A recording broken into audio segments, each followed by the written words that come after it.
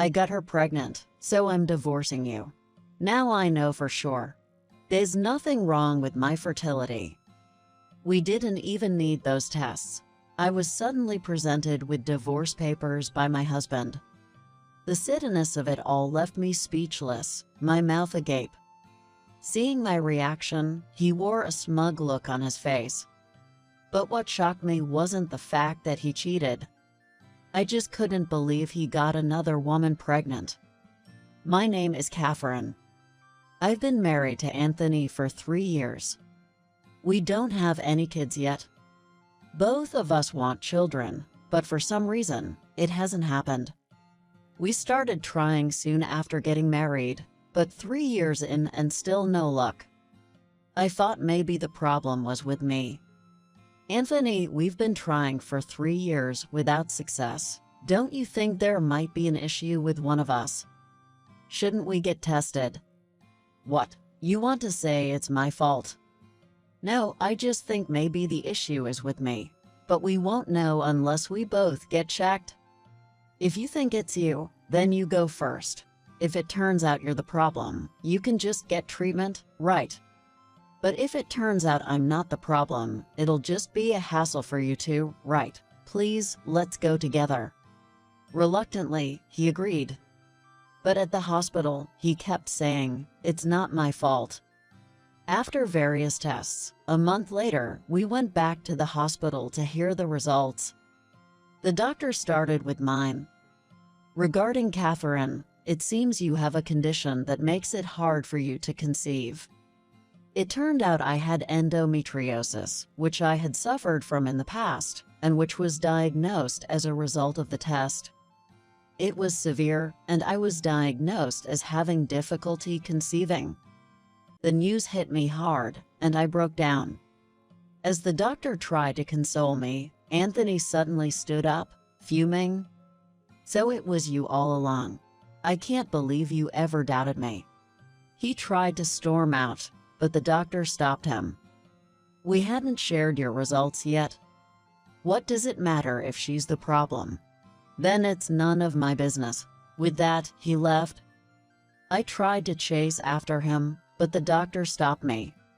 Please, hear your husband's results first. Turns out, Anthony too had fertility issues. And compared to mine, his chances of having children were even slimmer. People often think infertility is always the woman's fault, but 40% of the time, it's on the man's side. While you do have a condition, with treatment, you still have a chance. I suggest both of you seek treatment together, the doctor advised. Realizing it wasn't just me, but both of us, gave me a sense of relief. When I got home, Anthony was already there, yelling the moment he saw me. I knew it. You're the failure. Just as I thought. Can we please just calm down and talk? But he wouldn't stop. So you're saying it's your fault. Which means there's nothing wrong with me, right? Why did I marry such a failure? You're implying we can't have kids as long as I'm with you, right? It's just harder for us. It doesn't mean it's impossible.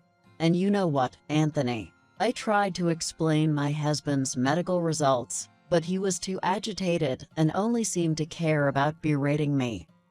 Harder. So it's pretty much impossible, right? You must be joking. With that, Anthony stormed into our bedroom. I tried to follow, but he told me, I can't share a bed with someone like you who can't have kids. Sleep in another room. From that day on, our conversations dwindled, and we began sleeping separately. Still, I held on to hope for a child and sought treatment at the gynecologist alone. I knew it would be better if Anthony and I went together. But he wouldn't talk to me since that day. He's also been away from home more often, claiming it's for work, even on weekends. I knew he wasn't that busy, and I began to suspect he might be cheating. But without evidence, I kept my suspicions to myself. Then one day, Anthony came home early. Slamming some papers on the table, he pointed at them and said, I got her pregnant. We're getting divorced. He had placed divorce papers on the table. I was completely taken aback. As I stood there, mouth agape in shock, my husband looked at me with a smug expression and said, "We don't need someone infertile like you. Now I get it. There was never anything wrong with me. There was no need for any tests." I knew Anthony's medical results and was surprised. Not by his words, but the possibility he might be deceived. Still, I saw no point in defending a cheater, so I agreed to the divorce. Anthony had blamed and berated me without even hearing the results. I couldn't love a man who'd betrayed me like that. "I'll agree to the divorce, but considering you cheated, I'll be asking for alimony." "All you care about is money. I should be the one asking for alimony for marrying a failure like you." "What are you talking about, Anthony? You." He cut me off. "I'll pay the alimony. If that's all it takes, fine." And our divorce was finalized. I explained the reason for our divorce to my former in-laws. Anthony had always disliked his parents, so I knew he wouldn't tell them. My former Mill and Phil, who were farmers, had always sent us fresh produce. I wanted to at least say goodbye. When I contacted them, they came over the next day with Anthony to apologize. My husband didn't seem apologetic, but my in-laws forced him to bow his head. Afterwards, he paid the alimony in full, marking the end of our relationship. I felt more relieved than sad. If being with him meant getting pushed away just for fertility issues, there wasn't a happy future waiting. I looked forward to starting a new life. 5 years later, I was at a shopping mall. Weekend malls are crowded, swarming with people. That's when a familiar figure approached. I ran into my ex-husband by accident. He was carrying a child around 5 years old and smirked as he saw me. I tried to walk away, but he grabbed my shoulder. "Hey, long time no see. This is my son. A life with a kid, something an infertile woman like you could never have, huh?" he said, gloating. I didn't want to waste time on him, but as I tried to leave, he said, "Hey, don't set a bad example for my son just because you're a sore loser." I turned to confront him and felt a warm hand. "Mommy," a little boy ran up, grabbing my hand. This boy was my son. My ex-husband laughed. "Did you marry a single father because you can't have kids? Or did you rent one?" My ex-husband used to mock me like that. Then my husband approached. "May I help you?" he asked, to which I replied, "It's my ex." My husband gave a wry smile, then politely said, "Nice to meet you." My ex looked at my husband and said, "Brave of you to marry such a barren woman. Is this your child from a previous marriage? She's just using you, you know. You should dump her ASAP. We might have a misunderstanding. This is our son, mine and Catherine's." My ex looked in disbelief. "You don't need to lie. I know she's infertile." "It's not a lie. He's genuinely our child," I said, and showed him our child's birth certificate. I also mentioned that I'm currently pregnant with our second child. His face turned pale. "That's impossible. You couldn't have kids when you were with me." He was flustered, so I decided to explain. "I think you've heard, but it's not that I couldn't have kids. I just had difficulty. I had been undergoing treatment during our marriage, which improved my fertility. After our divorce, I remarried a colleague a year later. Though my condition improved, I told my current husband about the difficulties. Unlike my ex, he was supportive, attending doctor visits and watching our diet, and I got pregnant. I always thought I'd never have children, but I did. There's a big difference between having difficulty conceiving and being infertile, I said. My ex-husband started to get flustered. Then I delivered the final blow. You never listened to the medical results back then, did you?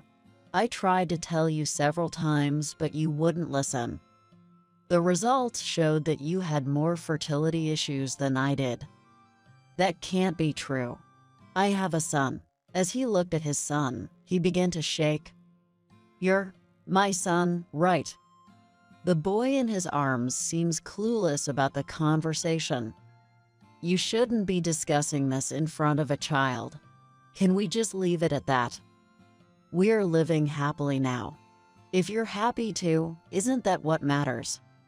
Just as I was about to leave, a woman who appeared to be my ex-husband's wife approached. Hey, you, is this kid mine? Hey, what's going on? My ex-husband was shaking the woman by the shoulders. Visibly shaken, the woman replied, Yes, he is. Is it okay if I do a DNA testament, he asked, to which the woman looked puzzled. Take a moment to calm down. We've been together for 5 years, he's your son. Maybe you just had trouble conceiving. And it happened when the timing was right, I argued. But he wouldn't listen.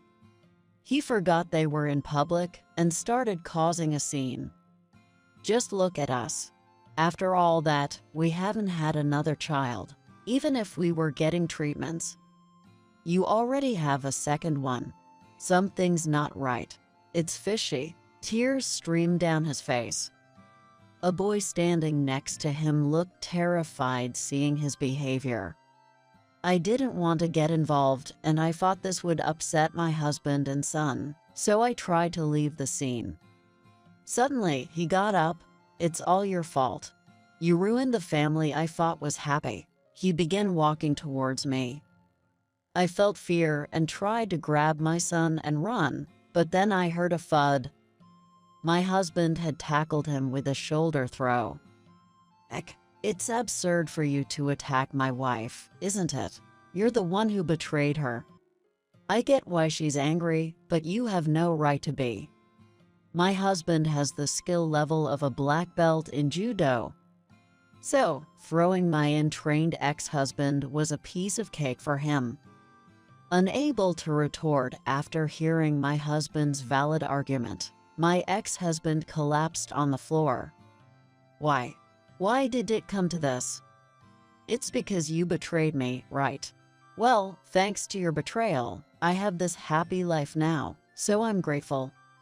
Look, that child, he's not mine. You chose her over me, so take good care of them. It's not the child's fault after all. With that, I left the scene.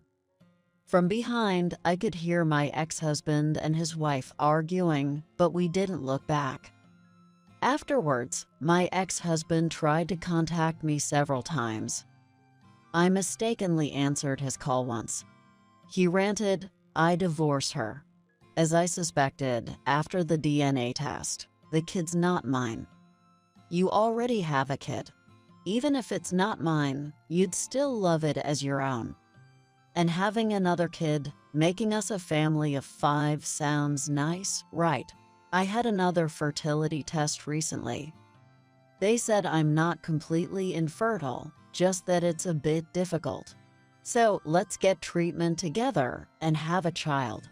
I would have wanted to hear that 5 years ago. Not now. I'm happy now. I'd never betray my family for a backstabber like you. You're kidding. I'm coming over to your place right now. I followed you from the mall the other day. So I know where you live. He threatened me like this. I immediately hung up and called the police. Sure enough, my ex-husband showed up and banged on the door. But the arriving police arrested him. A few days later, my former in-laws contacted me, wanting to apologize for the recent events. My former in-laws and ex-husband visited. Why should I apologize? I'm miserable because of my infertility. She's happy. It's absurd. My ex-husband wasn't convinced about apologizing. However, my former Phil forced my ex-husband to kneel and bow deeply in apology. I'm truly sorry for the trouble our foolish son caused you, Catherine, not once but twice. We'll make sure he doesn't bother you anymore. I learned from my former in-laws that my ex-husband would be assisting in their ancestral family farm and would leave his job to return to the countryside. His family had a long lineage of farming, growing various crops year-round, so there were no days off. He was ashamed of his rural origins and their mixed dialect, which is why he moved to the city and refused to take over the farm. Returning to the countryside was a nightmare for him. Still, he brought it upon himself. Please, if you get back with me, I won't have to go back. My former Phil intervened physically when my ex-husband continued to plead. How many times will you bother, Catherine? Twice is already an issue. If you cause any more problems, there will be serious consequences. He shouted, then took him away. Since then, our family has lived happily. And next month, our new baby will be born. We'll be a family of 4, and we intend to cherish this happiness.